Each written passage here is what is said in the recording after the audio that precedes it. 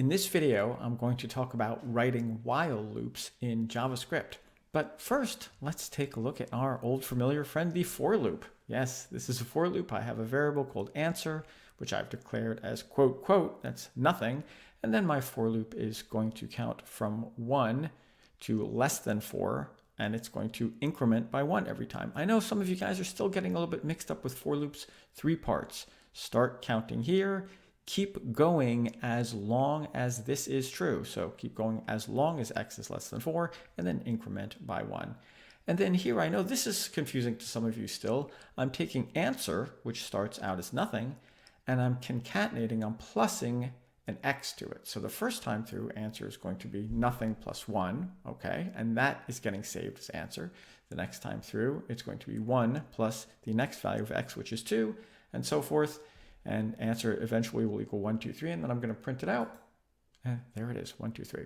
And just to be clear, of course, Java will assume you're talking about numbers if you start answer at 0, and it'll add up 1 plus 2 plus 3, which is 6. Okay, nothing new there. Now I'm going to write the same simple loop using a while loop. So here is the for loop rewritten using a while loop. And this should be a little bit familiar from programming in Snap. We've used while loops before, but in JavaScript, the syntax is a little bit different. So here I have my variable answer, and here I have my variable x. Remember, it was declared inside the for loop. Well, in a while loop, you declare it outside your variable. You need some kind of variable inside of your while loop. And this while loop says, keep repeating as long as this is true.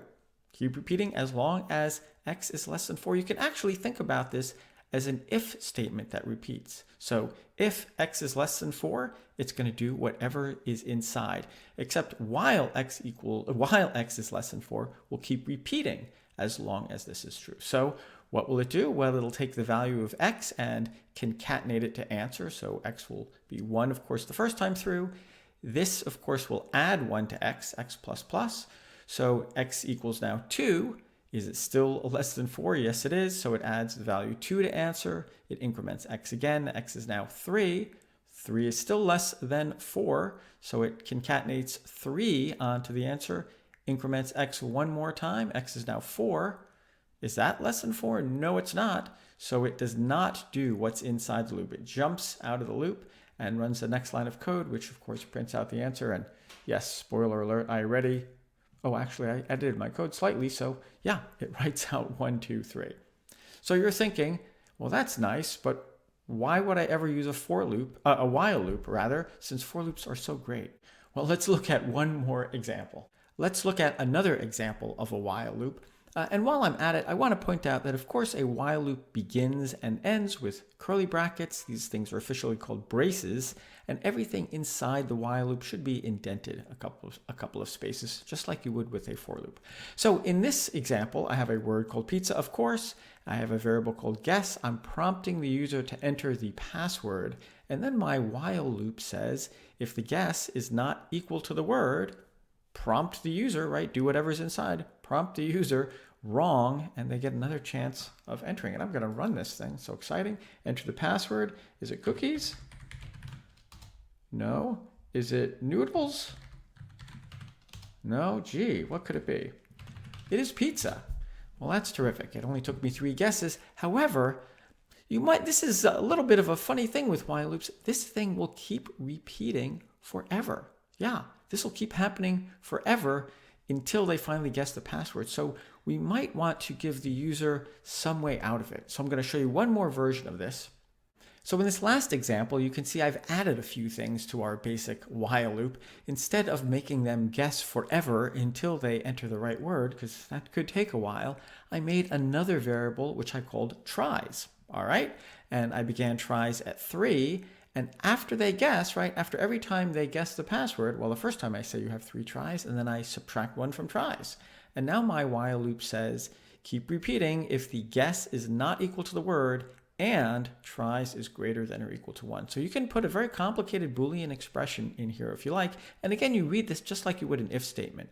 If guess is not equal to the word and tries is greater than or equal to 1, then do whatever's inside. So prompt user to guess again. Wrong, you have tries left, and subtract 1 from tries. Finally, I will get out of the while loop one way or another, and if I guessed it right, it'll say correct.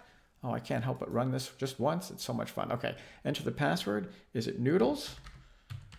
Yeah, I wish I could figure it out. Is it a cat maybe? I only have 1 try left. Gee, I give up. Maybe it's cookies. And you can see that it lets me out of the while loop. Just one more thing. I am going to give you the link to this code in the underneath the video in the Google Doc. And you can see that I've just commented out each example, right? This is the beginning of a comment, and this is the ending of a comment. So if you want to revisit an example, I could just remove the comment before and after it.